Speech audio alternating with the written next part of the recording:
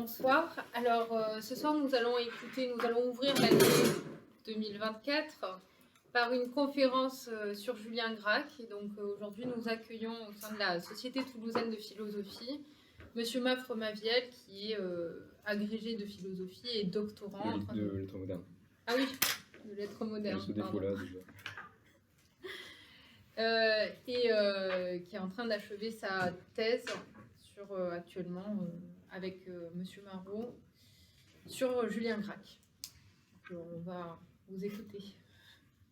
Je te remercie, Julie, pour cette introduction. Je vous remercie d'être ici et d'être prêt à m'écouter pendant 1 heure, alors même que je ne suis pas philosophe et que je ne saurais même pas philosopher ou philosophailler face à vous. Tout de même, ce que je pourrais dire, c'est que ainsi, je vais commencer en utilisant par 2 fois la fonction fatigue du langage, en vous remerciant tout d'abord de votre invitation, et par ailleurs, en présentant mes excuses par avance de ne pas être capable effectivement de parler de philosophie en étant une instance qui puisse le faire de manière légitime. Parce qu'effectivement, il sera davantage question de parler de Julien Gracq, et donc de son rapport avec ce que certains intellectuels du XXe siècle ont considéré comme le rôle qui leur incombait, au sein en quelque sorte d'un espace laissé vacant par la philosophie de Karl Marx. Nous allons revenir là-dessus. Parce qu'effectivement, la question qui peut se poser peut encore se poser de manière actuelle. Ce matin, par exemple, il se trouve que je me trouvais dans des embouteillages, alors que précisément des agriculteurs bloquaient l'autoroute. Et alors, sur l'une de ces colonnades formées de foin, il y avait un message qui était le suivant. Le message était « à bas l'intellectualisme ». Et alors précisément, la question se pose et se pose encore aujourd'hui. Quel est le rôle que doit jouer l'intellectuel dans une forme de révolte populaire, révolte prolétaire, dirait en l'occurrence Karl Marx? Et la question qui se pose, effectivement, n'a pas été tranchée au sein des textes du XIXe siècle, qu'ils soient ceux de Kropotkin, de Bakounine ou de Karl Marx.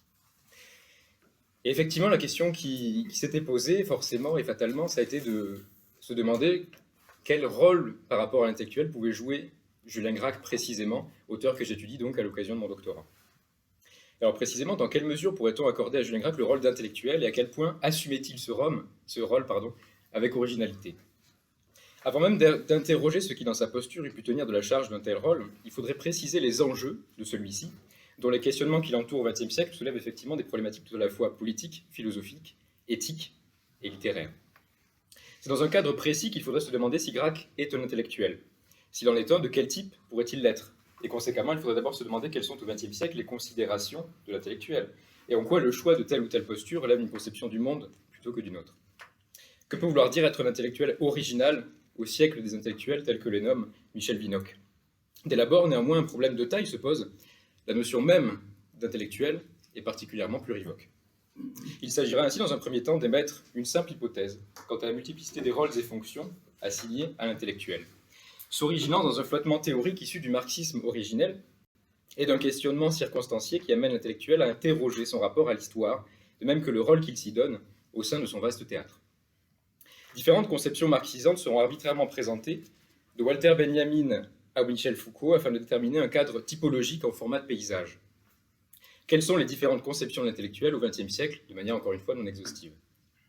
Il ne s'agira en aucun cas de chercher effectivement à exprimer quelque forme d'exhaustivité que ce soit. Gramsci lui-même écrivait la chose suivante: l'étude de tout intellectuel ou de tout groupe d'intellectuels pourrait confiner à devenir un fouillis confus sur les intellectuels, un recueil encyclopédique qui comblerait toutes les lacunes possibles et imaginables.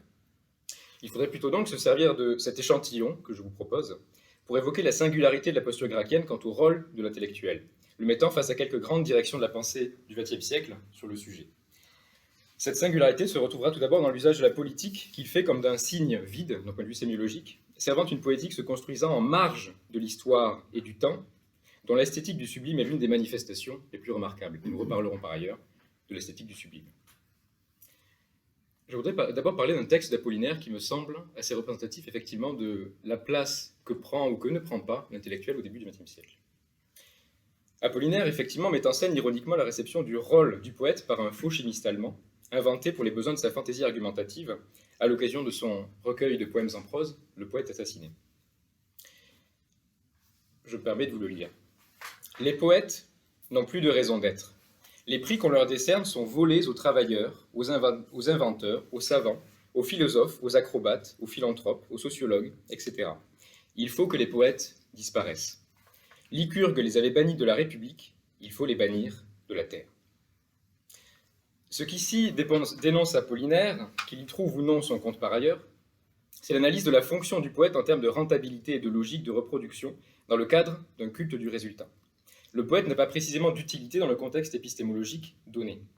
La référence à Lycurgue, législateur à demi fantasmé de la cité de Sparte, n'est probablement pas anodine par ailleurs, et peut être opposée à une référence à Platon qui eût éventuellement été plus attendue, comme celle de l'exil des poètes de la cité dans la République par l'Athénien aux larges épaules. Pourquoi Platon les exilait-il virtuellement par ailleurs? Il fustigeait simplement la fiction qui ne s'investit pas, par sa fausseté même, dans la construction politique de la ville et de son projet de vérité. Lycurgue organise par sa loi plus ou moins l'inverse, comme l'a raconté Plutarque dans ses vies parallèles, qui en constitue la source à valeur symbolique première. Ce qui est rejeté du poète dans la figure de Lycurgue,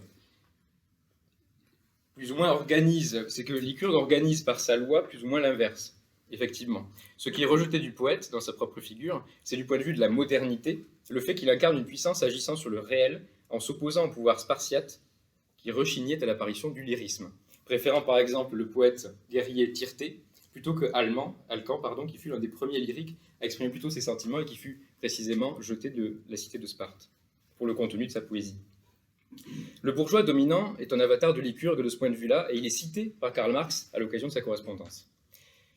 Effectivement, le jeune Karl Marx donnait à l'Assemblée nationale de Francfort, qui vota des lois de protection de ses membres suite à l'insurrection viennoise du 9 octobre 1848, le surnom de Lycurgue au Parlement autrichien. Il disait la chose suivante. Il écrivait donc dans sa correspondance « Et voilà que nous venons d'assister à Vienne à un coup de tonnerre. Les mains de notre Lycurgue tremblent malgré l'armée de casques à pointe qui sont autant de paratonnerres de la Révolution. Le monstre révolutionnaire se remet à hurler et l'on tremble à Francfort. » 9 octobre 1848 donc. De quoi ce Lycurgue, précisément, a-t-il peur? De ce qui apparaissait alors pour Marx à l'époque comme l'acte de catalyse de toute révolution, c'est-à-dire l'intellectuel au sens large, comme il se le donne lui-même pour mission. Marx écrit à nouveau dans sa correspondance « C'est à nous d'amener complètement au grand jour l'ancien monde et de former positivement le nouveau. » Nous, bien entendu, ce sont ce groupe d'intellectuels qu'il entend incarner parmi d'autres de ses amis. Marx et Engels, parlons-en de ses amis, dans leur manifeste du Parti communiste, établissaient déjà une dégradation des rôles devenus fonctions par le capitalisme qui les subsumait dès avant la remarque intéressée d'Apollinaire fatalement. Ils y écrivent « La bourgeoisie a dépouillé de leur sainte auréole toutes les activités jusqu'alors vénérables et considérées avec un pieux respect. Elle a changé en salarié à ses gages le médecin, le juriste, le prêtre, le poète, l'homme de science. Il ne s'agit sans doute pas là d'une déploration pure et simple. Et cette perte d'auréole, évoquée avec un cynisme certain, dispose de son propre intérêt par ailleurs. Interroger la fonction du poète au sens large en termes de rapports socio-objectifs qui ne méritent plus une adéquation par principe. Le poète est rejeté en tant qu'aberration d'un système économique qui le contient comme intellectuel potentiel seulement. Au-delà du poète, c'est bien son rôle générique d'incarnation de l'écrivain qui intéresse le couple allemand. Marx Engels. Le problème est ainsi posé. Dépossédé de son aura, pour parler comme Benjamin, qui lui permettait de jouir de son statut sans être remis en question dans son existence et ses systèmes de fonctionnement, à quoi peut servir un poète dépoussiéré par le marxisme, c'est-à-dire un intellectuel? Néanmoins, hélas, malheureusement, aucun statut définitif n'émerge de la conception originelle de l'intellectuel chez Marx, dont les contours sont demeurés problématiquement nébuleux, ou du moins fluctuants, alors même que son rôle est supposé central, dans la mesure où il initie, d'une manière ou d'une autre, par un rôle ou par un autre, la révolution prolétarienne. En effet, et Mikhaïl Bakounine le déplora à l'occasion de leurs nombreux démêlés dynamisant l'effervescence autour des rassemblements de la révolution prolétarienne, le statut d'intellectuel est au mieux flottant, au pire tendancieux. Doit-il être un porte-voix de la révolte, comme chez Benjamin, un guide pour un groupe dont il s'instituerait le supérieur, comme dans le blanquisme, ou encore s'effacer dès lors que son propre rôle de catalyseur d'une prise de conscience spontanée aurait eu lieu, comme chez Bakounine ou Kropotkin. Toutes ces positions, selon Daniel Guérin, ont été le propre de l'évolution intellectuelle de Marx et des fluctuations postérieures du marxisme, énumérant tour à tour le jacobinisme en puissance qui affluait chez lui de façon sous-jacente, je cite Daniel Guérin, ou par ailleurs la volonté hésitante de faire de l'intellectuel le support du pouvoir en séparant les modalités du logos et de la praxis. D'après Karl Kautsky, effectivement, le porteur de la science ne serait pas le prolétariat, ce seraient les intellectuels bourgeois. Antonio Gramsci écrit quant à lui que si Marx n'a pas entrevu l'importance que prendraient les intellectuels dans le capitalisme du XXe siècle, il écrit qu'il est crucial d'adapter le marxisme à cette nouvelle donne sociologique et d'en tirer les conséquences stratégiques. Cette absence de rôle fixé à l'intellectuel chez Marx a encouragé nettement le XXe siècle, et Gramsci en tête, à légiférer en quelque sorte à recréer le nouveau statut sociologique de l'intellectuel et à offrir à celui-ci une fonction précise au sein de la cité, entendu par ailleurs que ce rôle en question était celui qu'il s'était donné de jouer. Ces quelques postures constitueront autant de pistes suivies par certains intellectuels marxisants, soucieux de définir leur propre rôle. Le travail d'Antonio Gramsci, ainsi, et notamment celui à l'intérieur des cahiers 12 et 21, traite de la culture italienne et des rapports qu'elle noue avec les différentes strates d'une population hétérogène. Il est particulièrement stimulant dans la mesure où il cherche précisément à indiquer les problèmes que posait la figure de l'intellectuel. D'un point de vue de l'historicité, Gramsci, en tant qu'hegelien de formation, dialectise les différentes présences en lutte de l'intellectuel. Le combat pour l'hégémonie culturelle, en Italie au début du XXe siècle, consiste par exemple en l'opposition entre deux catégories intellectuelles. Je cite, « lutte pour soumettre le clergé, en tant que catégorie intellectuelle, aux directives de l'État et donc de la classe dominante. » De cette lutte de pouvoir procède sa célèbre opposition, aussi critiquée soit-elle, entre les intellectuels organiques et les intellectuels traditionnels. Je cite encore Gramsci. Tout groupe social qui naît sur le terrain originaire d'une fonction essentielle dans le monde de la production économique se crée, en même temps, de façon organique, une ou plusieurs couches d'intellectuels qui lui apportent homogénéité et conscience de sa propre fonction, non seulement dans le domaine économique, mais également dans le domaine social et politique. Cette naissance organique de l'intellectuel lui fait incarner une légitimation de classe, et la classe dominante utilise celle-ci pour mettre en place une situation d'hégémonie culturelle, dont l'exemple le plus marquant pour Gramsci au XXe siècle est l'intellectuel capitaliste, c'est-à-dire le producteur d'idéologique et l'entrepreneur, dans son rôle précisément de légitimation culturelle d'une techné à influence politique et sociale. L'intellectuel traditionnel, quant à lui, dans le cadre épistémologique capitaliste, est le produit d'une caste subsistante dont l'exemple utilisé est celui du clerc. Un intellectuel, effectivement, est produit par sa classe et constitue donc un produit de l'histoire.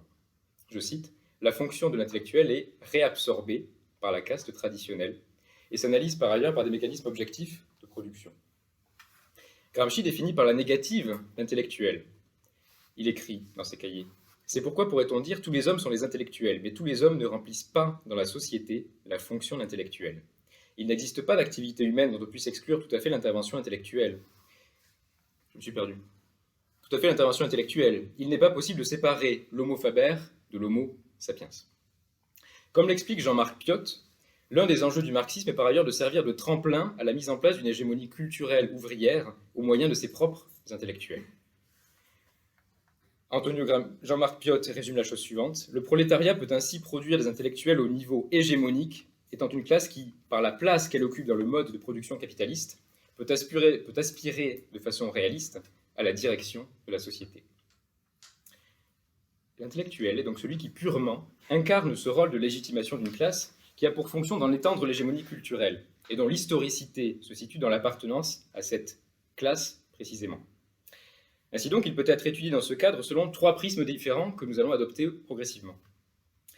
Son rapport avec le prolétariat d'abord, sa fonction sociale ensuite, son historicité enfin. De la geôle de Gramsci s'ouvrirent alors de ce point de vue 3 sentiers, qui chacun furent suivis respectivement pour ce qui nous intéresse par Walter Benjamin, par Jean-Paul Sartre, par Gilles Deleuze et Michel Foucault, qui proposèrent leur propre solution à ces problèmes en ayant trouvé leur formulation chez Gramsci. Je ne vais pas forcément présenter Walter Benjamin, toujours est-il qu'il s'agit d'un penseur donc à la réflexion semi-messianique qui s'inspire effectivement de divers courants hétérogènes, le judaïsme par exemple kabbalistique, ou par ailleurs le post-kantisme associé à l'école de Francfort. Toujours est-il que sa pensée s'organise effectivement autour d'une pensée messianique du langage qui considère qu'à l'intérieur de celui-ci, il peut y avoir comme une forme de révélation soutenue et qui doit se révéler dans quelque chose comme une forme historique. Benjamin a pris part à la réflexion cherchant à corriger ou du moins à statuer le flottement conceptuel de Marx et du marxisme quant au rôle que doit jouer l'intellectuel dans le paysage sociétal de sa contemporanéité, conçu comme un espace régi historiquement par la lutte des classes. Il y réfléchit particulièrement à l'intérieur du contexte culturel de la France du début du XXe siècle, qui lui fut familier par ses recherches littéraires notamment, à l'occasion du fameux article « La position sociale actuelle de l'écrivain français », à l'intérieur desquels il étudie des figures célèbres aussi bien que André Gide, Charles Péguy ou Maurice Barrès. Il y introduit tout d'abord sa réflexion dans le cadre d'une crise, historicisant le besoin de statuer le rôle de l'intellectuel depuis Marx.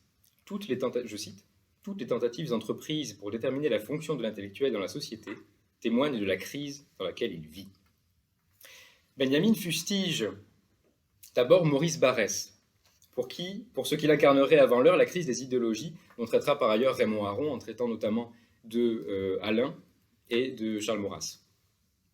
Barrès place, selon Walter Benjamin, la force d'adhésion des idées avant leur contenu idéologique. Benjamin écrit, Benjamin résume la pensée de Barrès qui serait la suivante, « Que m'importe la justesse des théories, c'est à leur enthousiasme que je les apprécie. » De ce point de vue, plus que chez Gramsci, se construit chez Benjamin une axiologie des intellectuels selon leur contenu idéologique. Et Alain comme Barrès, ainsi, tous deux élèves de Jules Lagneau, sont disqualifiés non pas selon le critère de leurs couleurs politiques opposées, mais plus précisément selon celui de leur rapport avec le prolétariat, incarnant tous deux une forme d'esprit bourgeois. Le démocratisme stérile pour Alain, dixit Walter Benjamin, et par ailleurs pour le second, l'esthétisme nihiliste, qui serait, selon Walter Benjamin, le centre de la production romanesque, notamment de la production romanesque de Maurice Barrès, notamment son fameux roman Les Déracinés. Curieusement, c'est chez le catholique Charles Péguy, en l'opposant à Julien Banda, que Walter Benjamin trouve la première manifestation de la figure d'intellectuel qu'il appelait de ses voeux, l'intellectuel révolutionnaire. Précisément dans la mesure où Péguy constate une scission au sein de ce milieu intellectuel précisément, organisée autour d'une prise en compte du prolétariat. Benjamin écrit « Péguy pousse au contraire les siens, les intellectuels, à l'offensive, non seulement contre les gouvernements, mais aussi contre cette coterie d'intellectuels et d'académiciens qui ont trahi le peuple d'où ils sont issus. »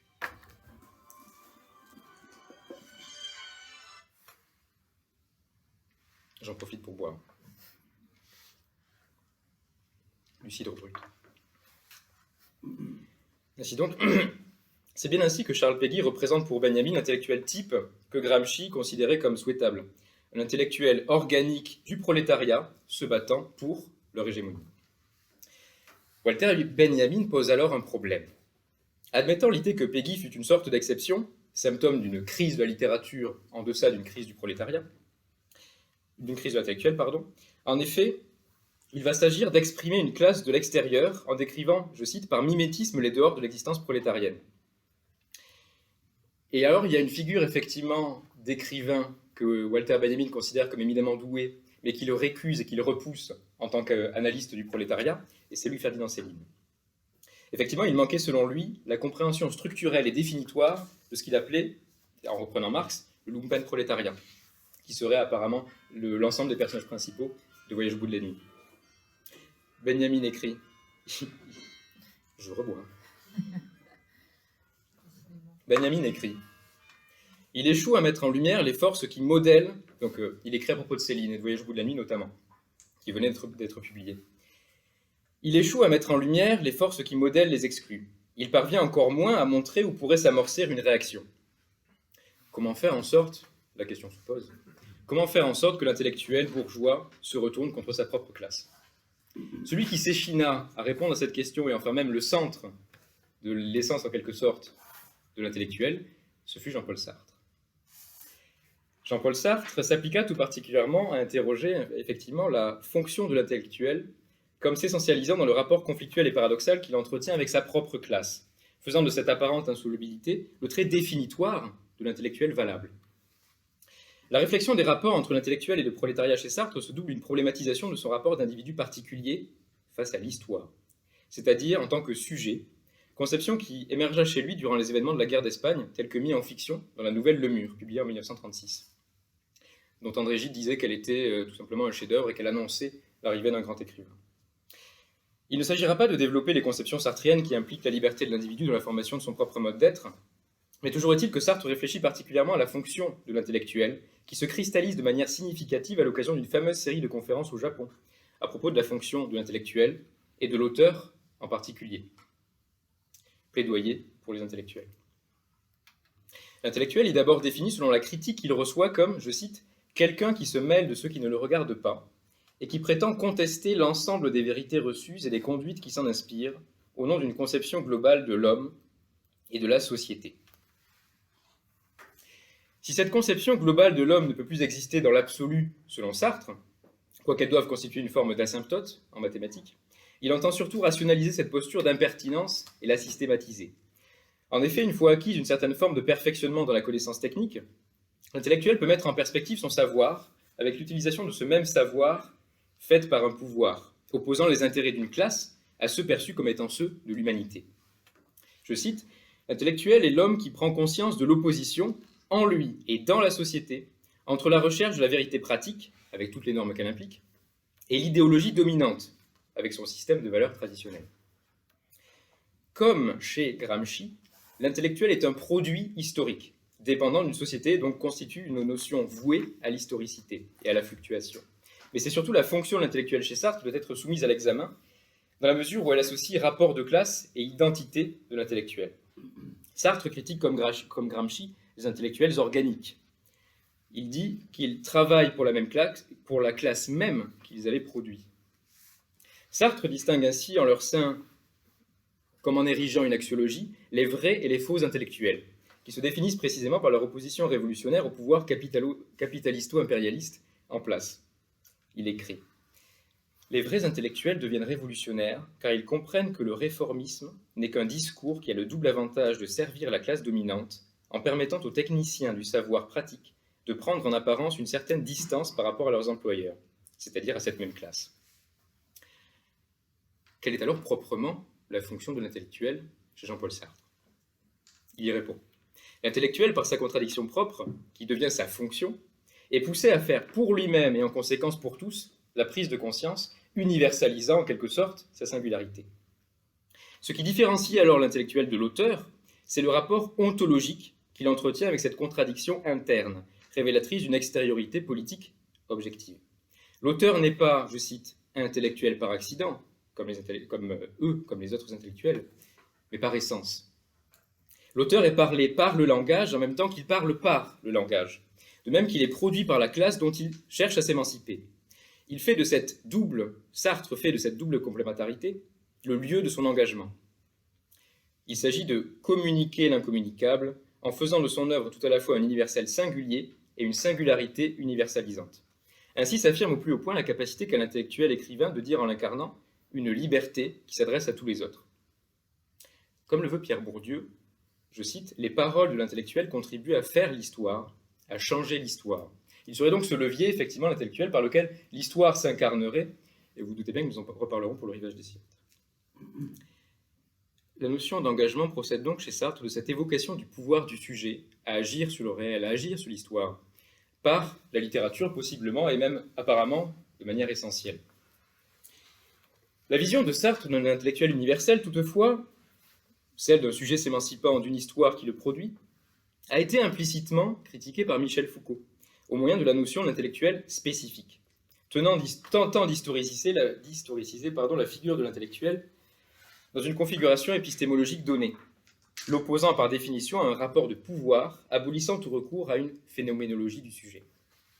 Dans son article « La fonction politique de l'intellectuel », Foucault rejette la conception de Sartre qui voudrait faire viser à l'intellectuel l'universel. Foucault écrit « L'intellectuel serait la figure claire et individuelle d'une universalité dont le prolétariat serait la forme sombre et collective.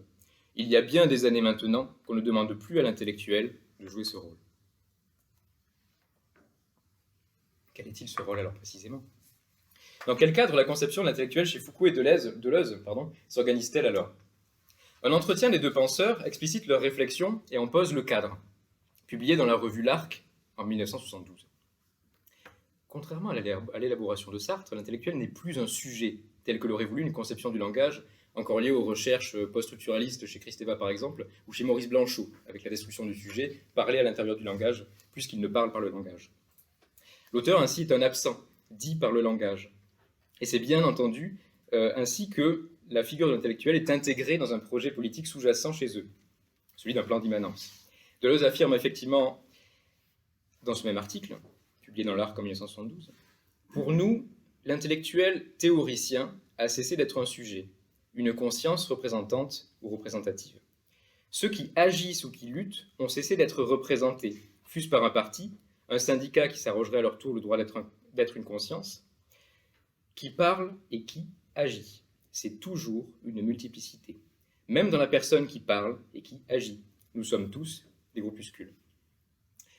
Comme Gramsci ou Sartre, ils considèrent que l'intellectuel peut faire partie du pouvoir et en constitue l'un des moyens de légitimation. Les intellectuels, dit Foucault, je cite, font partie de ce système de pouvoir. L'idée qu'ils sont les agents de la conscience et du discours fait elle-même partie de ce système. Le rôle de l'intellectuel n'est plus de se placer un peu en avant ou un peu à côté pour dire la vérité muette de tous. C'est plutôt de lutter contre les formes de pouvoir là où il en est à la fois l'objet et l'instrument, dans l'ordre du savoir, de la vérité, de la conscience, du discours. Il ne lui accorde ainsi plus la capacité de se faire un porte-voix, comme il devait l'être chez Benjamin. Et le problème est même évacué comme un non-problème. Deleuze écrit qu'il y a une forme d'indignité de parler pour les autres et à s'instaurer en forme d'intellectuel qui doit pouvoir exprimer et guider le prolétariat dans sa révolution prolétaire. Je cite toujours Deleuze. Ce que les intellectuels ont découvert depuis la poussée récente, c'est que les masses n'ont pas besoin d'eux pour savoir. Elles savent parfaitement, clairement, beaucoup mieux qu'eux, et elles le disent fort bien. Mais alors, quel peut être le rôle historicisé de l'intellectuel dans un espace épistémologique à l'intérieur duquel il n'est nul besoin de guider les masses, et alors qu'ils sont intégrés à un système de pouvoir jugé répressif, plus ou moins par essence? C'est justement cette intériorisation d'un système de pouvoir en place qui permet à l'intellectuel de révéler, là où elle se manifeste obscurément, les instances secrètes d'un régime, pour citer Julien Gracq, devant participer au dévoilement par secteur de l'invisible du pouvoir. C'est l'idée de sectorialisation des savoirs contre les différentes modalités du pouvoir que Foucault met en avant. Désormais, l'intellectuel officie au milieu d'une archipélisation des savoirs dans des, je cite, secteurs déterminés, en des points précis où les situer soit à leurs conditions professionnelles de travail, soit à leurs conditions de vie. C'est ce que j'appellerais l'intellectuel spécifique, par opposition à l'intellectuel universel, et l'un des enjeux qui nous intéresse est celui de la disparition de l'écrivain comme figure de proue. L'écrivain, alors qu'il représentait l'intellectuel par essence pour Sartre, devient, chez Foucault, qui rejoint Gramsci à ce propos, celui tout simplement d'un fabricant d'hégémonie, mais selon une fonction différente. Il n'est plus l'agent de cette hégémonie, mais le révélateur de celle-ci. Foucault écrit « Il s'agit de détacher le pouvoir de la vérité des formes d'hégémonie, sociale, économique, culturelle, à l'intérieur desquelles, pour l'instant, elle fonctionne. » L'intellectuel a donc pour fonction d'être le morceau d'une forme de mosaïque révélatrice des différents enjeux du contrôle de la vérité par le pouvoir. En somme, les différents débats qui animent le XXe siècle quant au rôle de l'intellectuel sont les suivants. Sur le plan du rapport avec le prolétariat, il est le guide bienveillant chez Benjamin, un révélateur de précision chez Foucault. Une allumette dans le premier cas, une loupe dans le second. Les penseurs du XXe siècle se sont demandé par ailleurs quel rapport l'intellectuel entretient avec l'histoire dans sa propre historicité. Est-il un sujet disposant de la capacité à modifier l'histoire, ou la subit-il en tant qu'il en est un produit, relativement impuissant, comme chez Deleuze et Foucault, du contrôle des flux qu'il invente? Enfin, ces réflexions s'ingénient à tracer les contours du rôle qu'il doit jouer, interrogeant de fait celui de l'écrivain lui-même, en problématisant la capacité de la littérature à pouvoir universaliser le propos qui est le sien, à l'intérieur d'une construction qui s'élabore à l'ombre du langage. Julien Gracq, de façon explicite ou implicite, participa peut-être malgré lui à ces débats qui animèrent le XXe siècle, et certains de ces silences furent parfois des réponses. L'individu chez Julien Gracq est bien souvent joué par l'histoire, bien plus qu'il ne la joue et la modifie. Et c'est ainsi probablement qu'il faut comprendre le fameux théâtre dont le décor se plante à la fin du Rivage des Syrtes, que révèlent les instances secrètes de la ville. Je rappelle qu'effectivement la dernière phrase du Rivage des Syrtes est la suivante: « Je savais désormais pourquoi le décor était planté ». Et alors même que la guerre en quelque sorte commence alors qu'elle fut annoncée à l'occasion de tout le roman, c'est le début en quelque sorte de cette guerre qui clôture l'espace romanesque, comme si en quelque sorte l'histoire était l'extérieur duquel le roman voulait se sortir. Mais plutôt que de parler du Rivage des Syrtes, je vais vous parler d'un roman récemment émergé, Les Terres du Couchant, publié en 2014 et trouvé dans une malle perdue de Julien Gracq, qui, je le rappelle, est décédé en 2007. Laissant derrière lui tout un tas de cahiers, tout un tas de nouveaux projets qui n'ont jamais été aboutis, et dont précisément le plus fascinant est peut-être Les Terres du Couchant. Un passage du début des Terres du Couchant, donc comique de manière inhabituelle chez Gracq, illustre de façon remarquable les enjeux de l'engagement pour une guerre, à l'opposé de ce que Ernst Junger, par exemple, eut pu développer dans Orage d'acier, son écrit où il parle précisément de la guerre, et de la guerre telle que vécue comme une expérience dionysiaque. Et donc, en quelque sorte, le fait que l'individu se subsume à l'intérieur à l'intérieur pourrait-on dire, des raisons qui font que la guerre a lieu. Toutes choses qui sont complètement évacuées chez Julien Gracq, forcément. L'individu subit en quelque sorte l'histoire de laquelle il ne peut faire émerger aucune idéologie. Les terres du couchant, alors pour le préciser rapidement, il s'agit effectivement d'un épisode où... Alors, est-ce que quelqu'un a lu les terres du couchant ici? Non? Alors je vais rappeler rapidement de quoi il s'agit. Il s'agit d'un roman donc qui a été écrit entre le rivage des Syrtes et un balcon en forêt, les deux romans les plus célèbres de Julien Gracq.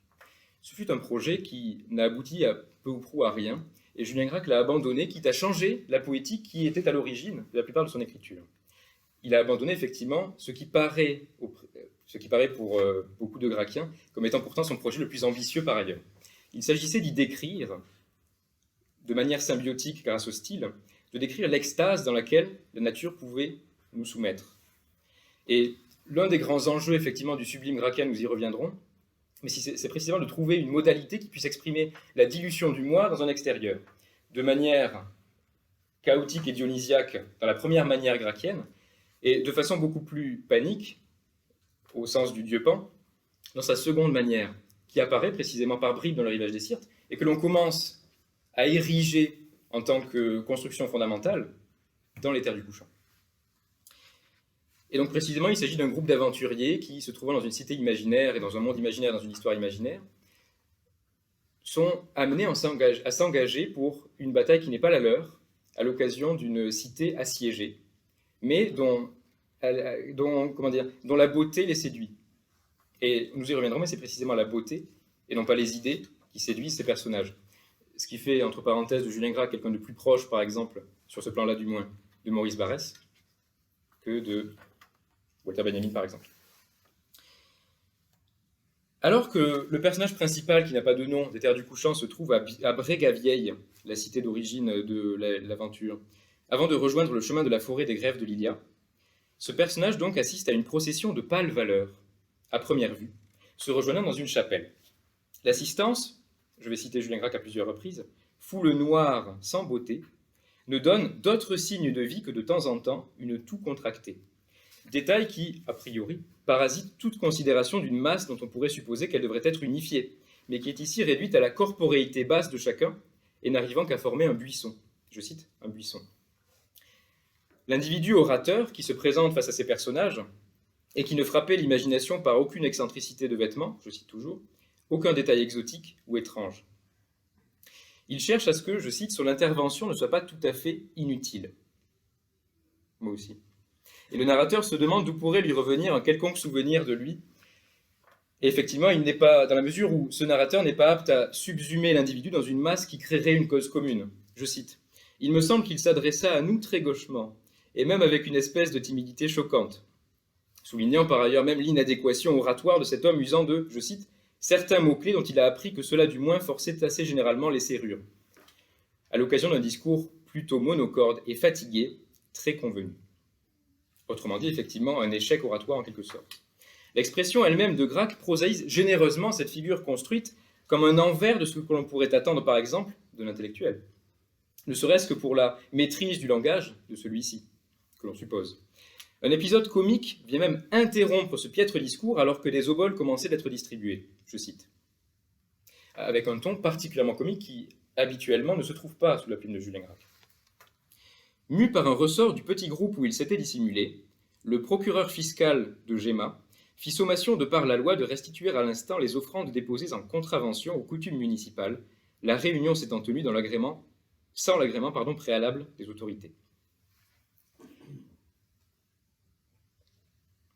Cette intervention en discours indirect libre en l'occurrence, permet de manifester la puissance du discours officiel par le langage.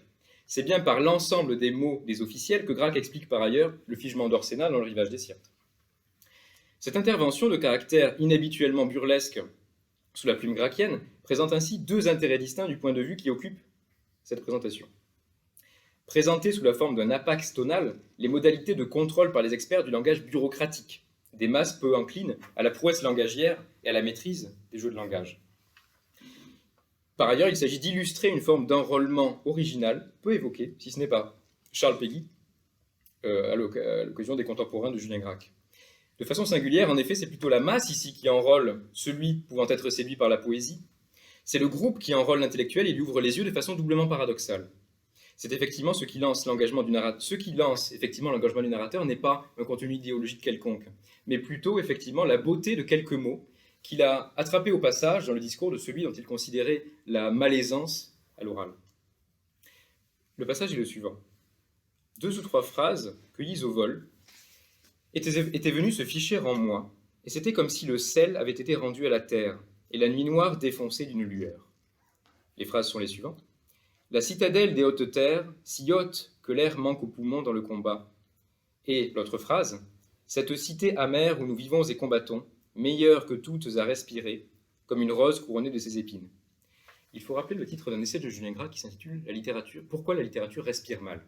Et précisément, cette envie de faire respirer tout à la fois l'auteur, le lecteur et le texte se retrouve à haute importance dans Les Terres du Couchant, qui constitue rien moins qu'une aventure de la description de la symbiose possible entre la nature avec un grand N, le grand tout qu'elle représente, et l'individu qui pourrait se fondre en elle sans pour autant fatalement se nier.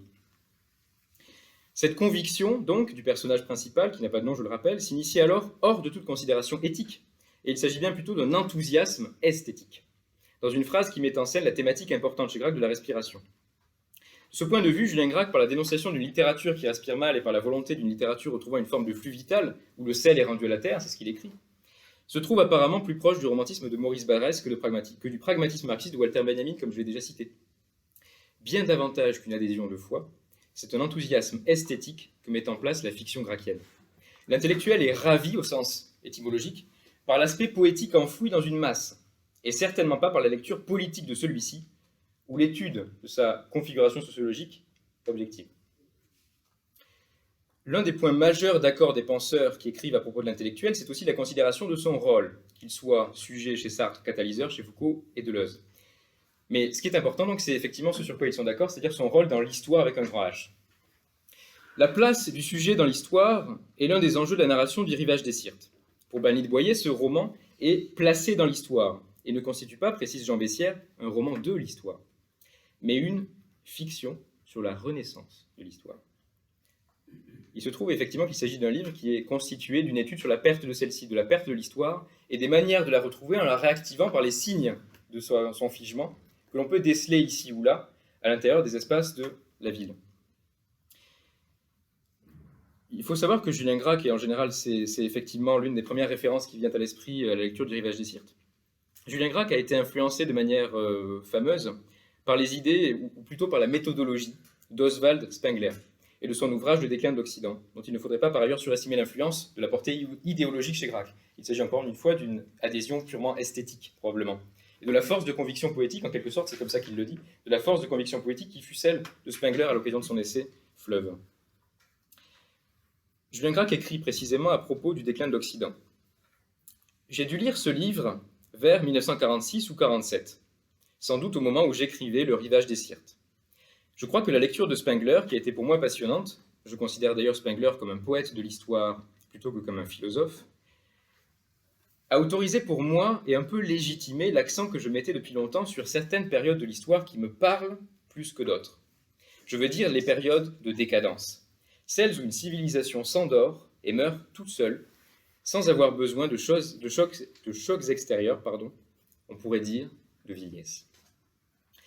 La lecture de Spengler par Gracq ressemble symptomatiquement à celle qu'il fait de Nietzsche. Celui-là est considéré non pas comme un philosophe, mais ainsi qu'un poète de l'histoire. Comme l'indique très justement Bernard Boyer, qui est la spécialiste et par ailleurs l'exécutrice testamentaire de Julien Gracq, il ne s'agit pas effectivement de considérer que Gracq est un spenglerien. Il s'agit plutôt de dire que, je cite, les spéculations philosophiques, presque toujours hasardeuses, ni même son postulat, n'ont pu séduire Julien Gracq quant à la mise en place idéologique d'autre chose que la simple révélation d'une morphologie historique. Et donc effectivement, c'est la force de suggestion de cette immense composition, le déclin de l'Occident, qui a séduit et inspiré Julien Gracq, qui ne pensait pas sur le plan des idées, en réalité. Gracq fut historien et géographe de formation française. S'il n'adhère pas aux thèses de Spengler, c'est en connaissant effectivement la matière qu'il enseigne, il fut professeur. Mais en réalité, sa lecture est comme pour celle qu'il fit de Nietzsche, une lecture positivement littéraire. Et elle entre en résonance avec un certain goût commun pour la décadence civilisationnelle qui se partage chez ces trois personnages. Ce qui importe dans l'histoire, avec un grand H, c'est la charge poétique de l'instant. On pourrait se poser alors la question, quelle est alors la conception de l'histoire chez Gracq, du point de vue de ce que l'intellectuel doit agir sur elle, comme le voulait Bourdieu? La chute d'Orsena, donc, qui marque la fin de son roman le plus célèbre, Le Rivage des Syrtes, s'inscrit, je cite, dans une adhésion allègre à la nécessité plutôt qu'à un choix. Pour Gracq, cette adhésion prend la même direction que l'amor fati de Nietzsche, et intègre ainsi sa vision de l'histoire, à première vue, à une contemplation tragique de celle-ci. Effectivement, on peut considérer que le premier Julien Gracq a une conception tragique de l'histoire, de la même manière que certains de ses contemporains, Bataille par exemple, à qui il ressemble beaucoup, ou par ailleurs Albert Camus, Nietzsche par ailleurs.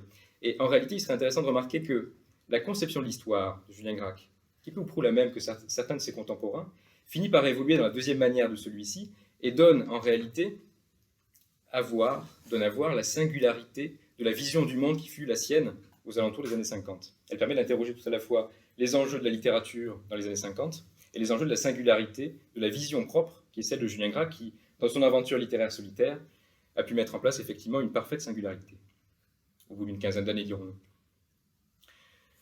Alors effectivement, sa vision de l'histoire, à première vue, est une conception tragique, partagée par nombre de ses contemporains, et je parlais de Georges Bataille, effectivement, il s'est du Georges Bataille en tête par rapport à cela, qui, Georges Bataille lui-même, affirmait la chose suivante: le sacrifice, c'est un penseur du sacrifice, le sacrifice est nécessaire pour que soit prononcé, s'adressant à celui qu'il fascine, la seule phrase qui le fasse homme: tu es, ES, tu es tragédie. L'homme est tragédie. Dans sa description de la tragédie qu'il défend d'être une interprétation, Clément Rosset affirme que, je cite, « Le tragique, c'est d'abord l'idée de l'immobilité introduite dans l'idée du temps.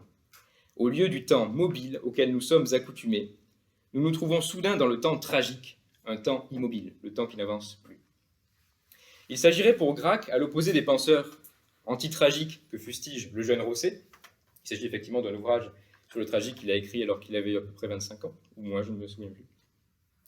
Il s'agit donc de réussir, je pense, pour Gracq, il s'agit d'épouser ces moments précisément qui sont des instants de figement de l'histoire. Il s'agit de considérer donc en quoi le narrateur, en quoi le personnage principal qui est agi par le texte peut permettre de faire en sorte que l'histoire se fige, avec un grand H. Walter Benjamin, pour y revenir, dans son dernier texte sur le concept de l'histoire, considère que le grand geste de la Révolution française fut d'auto-représenter l'histoire sous une forme cyclique, faisant des événements passés, présents et futurs des miroirs d'eux-mêmes, se réfléchissant les uns les autres. Benjamin écrit. Pour Robespierre, la Rome antique était un passé chargé d'à présent, qu'il réussissait à arracher au continuum de l'histoire. La Révolution française se comprenait comme une seconde Rome. Elle citait l'ancienne Rome exactement comme la mode cite un costume d'autrefois. Pour Nicolas Bouvier, explorateur suisse et écrivain par ailleurs, la Révolution française serait même descendue à une niaise parodie de la République romaine, à pluviose décadie à la déesse raison. L'histoire constitue en tous les cas différents processus d'actualisation de devenir. Benjamin relate ensuite un épisode symboliquement marquant de cette même Révolution française. Je cite encore une fois. Au soir du premier jour de combat, on vit dans plusieurs endroits de Paris, au même moment et sans concertation, des gens tirer sur les horloges, ayant conscience que l'histoire avec un grand H avait lieu, et pris par l'exaltation de celle-ci, voulant figer le temps précisément dans une perspective de profiter du sublime qu'elle permettait de ressentir. C'est que les classes révolutionnaires, au moment de l'action, ont conscience de faire éclater le continuum de l'histoire.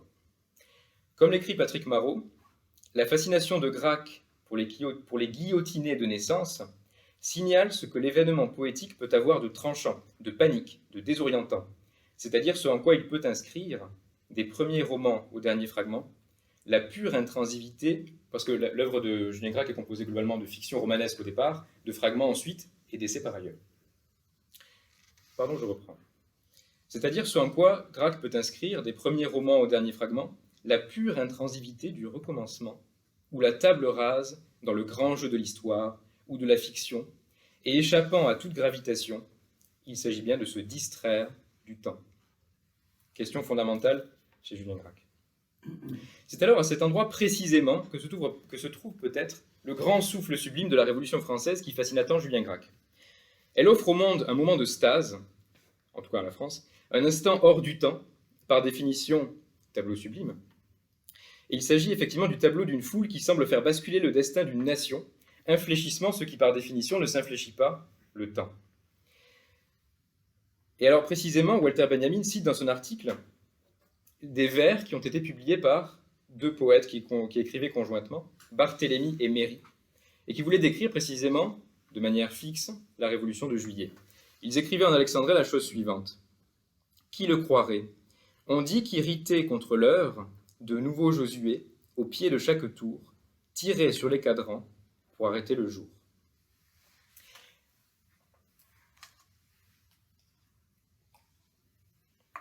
Il n'est même plus question pour l'homme d'aller au-delà de lui-même, à cet instant, mais de briser les chaînes de l'inéluctable dans une conception tragique de l'histoire. Pour le poète allemand Friedrich von Schiller, le sublime de l'histoire, à partir duquel il a théorisé, ne se trouve que dans la reconquête par l'homme de sa liberté perdue, rôle alloué à l'écrivain par Jean-Paul Sartre qui en fait l'essence de sa quête universalisante d'écrire. Il écrit « C'est de ce point de vue, et de ce point de vue seul, que l'histoire est pour moi un objet sublime. » Sartre écrit cela. Le monde, en tant qu'objet historique, n'est au fond que le conflit des forces de la nature, soit les unes avec les autres, soit avec la liberté de l'homme. Et l'histoire n'est que la relation de ces luttes et de leur issue. Et pourtant, et c'est alors ce que le sublime historique a de plus tragique, après la Révolution, viennent les guillotinés de la terreur. Théodore Adorno, penseur d'un matérialisme polémique envers les systèmes concurrents de son temps, comme l'école de Marbourg, le cercle de Vienne ou Heidegger, se méfiait également du sublime de l'histoire et de ses révolutions. Le grand écrivain catholique Léon Bloy écrivait la chose suivante.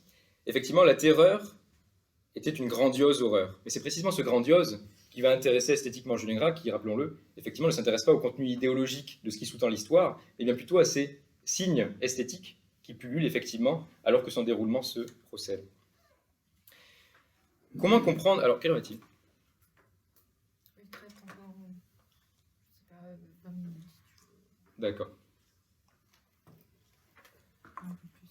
Alors, parlons simplement, effectivement, de ce que Gilles Deleuze considère comme étant la conception du temps chez Nietzsche.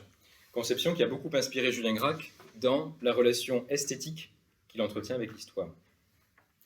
Effectivement, l'élément historique, dit Nietzsche, ressemble à une atmosphère ambiante où seul peut engendrer la vie, qui disparaît de nouveau quand cette atmosphère s'anéantit.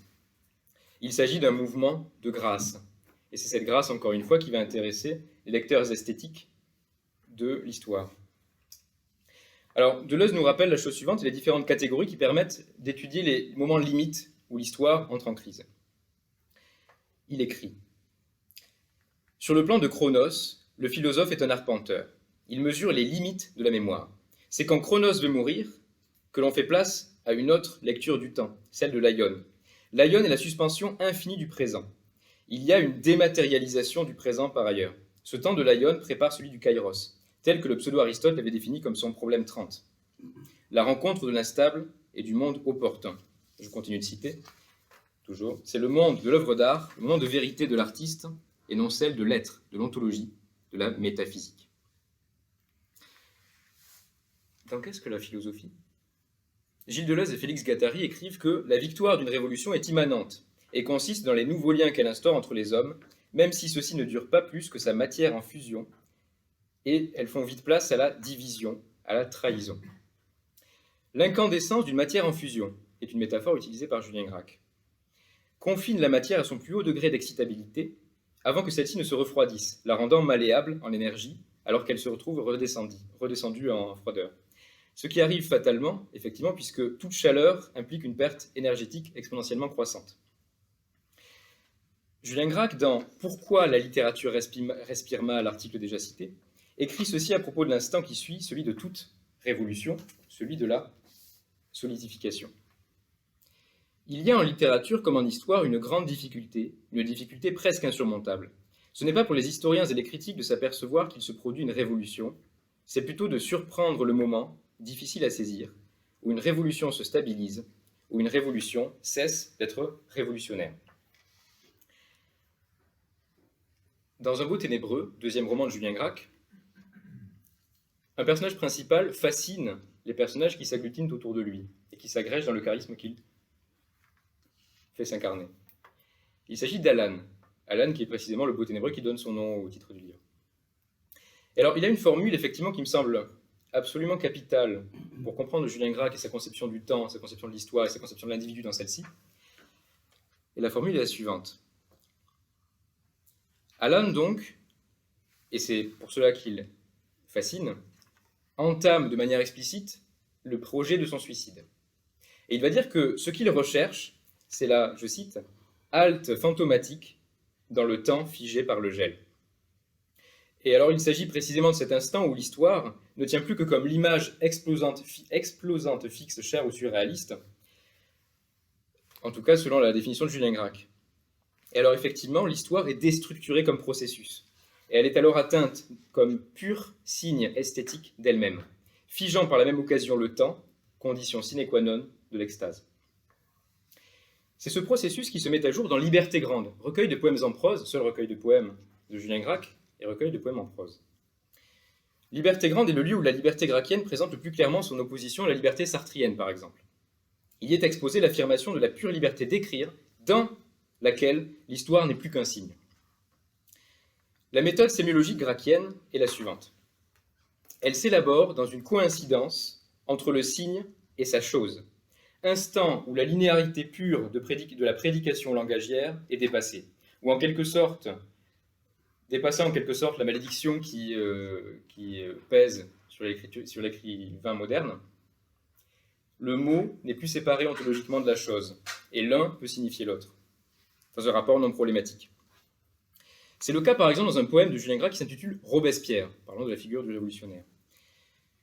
Il décrit donc dans Liberté grande, qui est un laboratoire en réalité de son écriture, et il se trouve que dans ce recueil, il radicalise cette utilisation spécifique de l'image historique en cristallisant ses réflexions de l'écriture comme signe historique. Le poème n'est composé que d'une seule et longue phrase, établie selon une construction pseudo-clivée. Ce qui veut dire qu'effectivement, la structure de la phrase est la suivante, c'est X qui Y. Et si j'utilise X et Y, c'est à dessein, mais en même temps, ce sera tout à fait abstrait, effectivement, de ne pas avoir le livre sous les yeux et de vous le commenter d'un point de vue stylistique.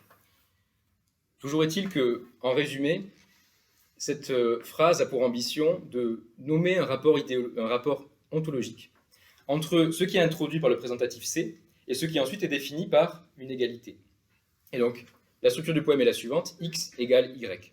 Et parmi les X, il y a tout un tas de signes. Des signes purement poétiques, la rose, le vent, etc.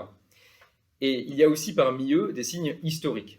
Les signes historiques et les signes purement poétiques sont mélangés en quelque sorte et sont accélérés dans une forme de phrase effectivement à plusieurs incises et donc sont mélangés de manière à pouvoir signifier de manière homogène. Et cette homogénéisation permet ontologiquement de désigner leur équivalence quant à ce qu'ils désignent. Et donc pour résumer, effectivement, les signes historiques sont mis sur le même plan que les signes esthétiques et donc l'histoire est devenue un signe dont peut se servir la fiction pour signifier.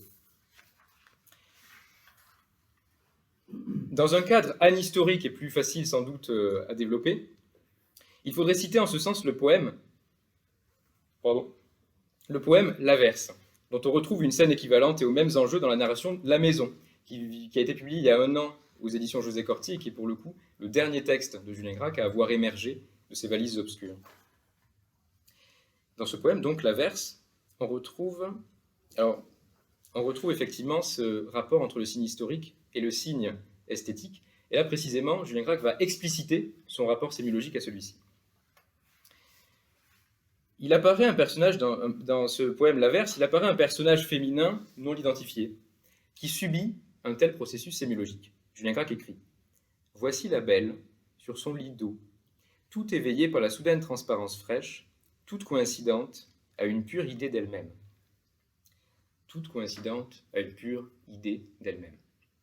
On peut penser à un autre poème de Julien Gracq qui s'intitule Isabelle Élisabeth, dans lequel il est question d'une seule et même femme du début jusqu'à la fin du poème, mais que précisément alors qu'elle s'appelle Isabelle au début, elle finit par s'appeler Élisabeth à la fin. Quel a été le changement? Le changement a été sémiologique.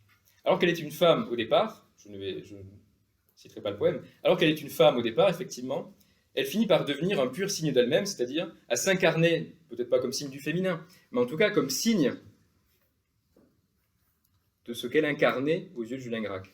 Ce qui justifie son changement de nom. Elle a changé de statut dès lors qu'elle est rentrée dans l'ordre de la fiction. Et c'est pour cela sans doute que Julien Gracq ne voulait pas faire rentrer le réel dans sa fiction, et qu'il abhorrait tout stratagème littéraire qui voudrait faire parler de l'actualité. Sans cela, notamment, qu'il ne supportait pas Jean-Paul Sartre. Et alors effectivement, le rivage des Syrtes est anhistorique à proprement parler. Il ne s'agit pas de paysages de notre Europe à nous. Mais dans Isabelle Élisabeth, il montre bien que tout objet introduit dans une fiction finit par devenir un signe. L'objet n'existe plus et devient un signe. Et précisément ce que permet le sublime, c'est de faire en sorte que ce signe pur redevienne, et de manière pure elle-même, l'objet qu'il fut. Alors, par rapport au temps qui se fige, quelle signification peut-on donner à l'histoire lorsqu'elle se fige?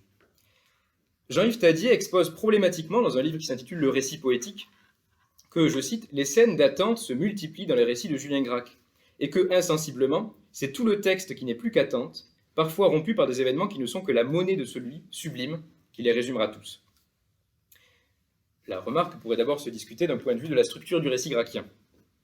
L'attente dans laquelle baignent les personnages de Julien Gracq, et qui effectivement est un thème primordial, ne consiste pas en une multiplication, mais plus probablement en un jeu sur les variations possibles autour d'une seule et même attente. Il n'y a pas plusieurs attentes, comme le dit Jean-Yves Thadier, mais probablement une seule attente qui effectivement se développe selon différentes modalités. En réalité, Jean-Yves Thadier associe ici sublime et révélation. La première constituant alors le mode d'expression de la seconde. Le sublime est le mode d'expression de la révélation. D'un point de vue immanent, la révélation est contenue en puissance, et d'un point de vue transcendant, elle est extérieure à celui qui la reçoit. Mais dans les deux cas, la révélation consiste en le dévoilement d'une signification dont l'importance doit être suffisante pour que, à sa lumière, ait lieu une restructuration symbolique du réel. Le sublime, comme modalité esthétique, serait-il donc ce mode d'expression, capable de superposer en quelque sorte un cosmos sur un monde devenu signe à activer, une fois englouti par l'espace de la fiction? Quoique séduisante éventuellement, cette association entre le sublime et la révélation qui pourrait fonctionner dans l'absolu expose très vite ses limites appliquées à Julien Gracq. Pour Bernard de Boyer, Gracq, donc son exécutif testamentaire, Gracq est, je cite, toujours soucieux de rappeler que ses livres ne transmettent aucun message, n'apportent aucune révélation, n'ont d'autre signification que celle des mots. Quand même les mots ont deux significations, leur signification lumineuse, en quelque sorte, celle qui est dans le dictionnaire, et leur signification qui dépend de leur utilisation conjointe, et qui est précisément l'ombre du langage, par lequel la littérature signifie. Peut-être par ailleurs, par rapport à ce que dit Bernard de Boyer, faudrait-il toutefois considérer que le message, ou du moins la signification de l'œuvre de Gracq, celui de première manière, se trouve précisément dans l'absence de révélation elle-même, ce qui est une forme de message. Dire que la révélation n'est pas possible. Effectivement, c'est cette absence de révélation qui permet d'être un message dans la mesure où les romans s'échinent à être une mise en scène de sa faillite. C'est que la révélation n'est pas porteuse, et n'a pas même vocation à l'être, n'est pas porteuse de vérité. Julien Gracq écrit, dans Le rivage des Syrtes, « À certaines heures de solitude et de froid implacable, nous nous avouerions volontiers à nous-mêmes que nous avions moins soif de vérité que de révélation. L'histoire, et c'est peut-être là une forme de tragique, ne dispose pas de sens. Et la littérature, telle que la présente Gracq, n'a pas vocation par ailleurs à lui en donner pourtant, encore moins à la réinvestir dans un combat politique. La littérature est aussi sectorialisée des autres sciences pour Foucault que pour Gracq. Mais elle ne l'est justement que de l'ensemble des autres savoirs. Et Gracq postule, à partir des Terres du Couchant, postule l'idée de revivifier cet espace de respiration abandonné par ailleurs. Il le fait au moyen d'un concept, d'une image, qui résume sa posture éthique, qui résume sa conception du monde, celle qu'il intitule la plante humaine, et qui germe, si j'ose dire, à peu près au début des années 50. La plante humaine est sagace tant qu'elle est enracinée, avertie par une communication intime du moment où il est bon de déployer ses feuilles et ses tiges, et du moment aussi où il convient de s'enquister comme une graine, de se faire aptitude pure à pouvoir subsister au cœur du noir.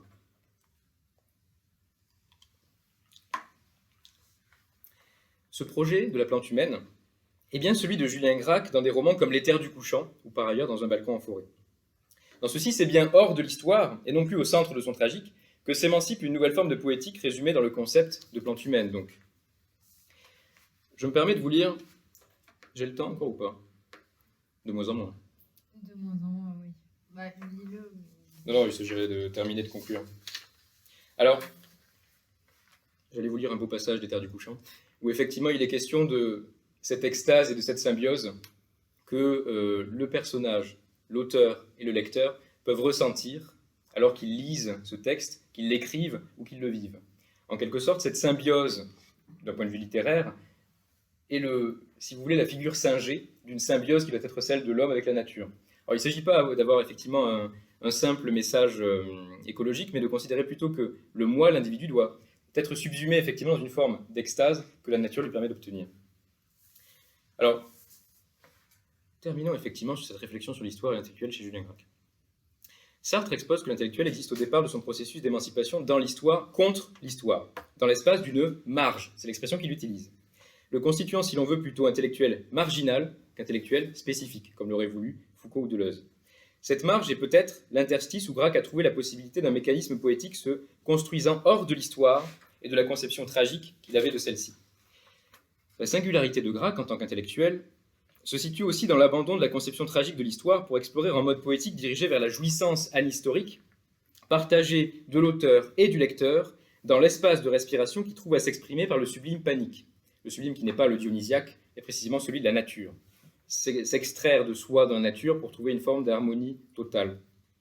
Sa posture serait alors de se contenter de ce que la littérature ne soit pas cet espace de contradiction avec l'histoire, ni plus un lieu l'épousant dans son tragique, mais ce mariage où la fiction donne à relier la vie et la lettre, le signe et la chose.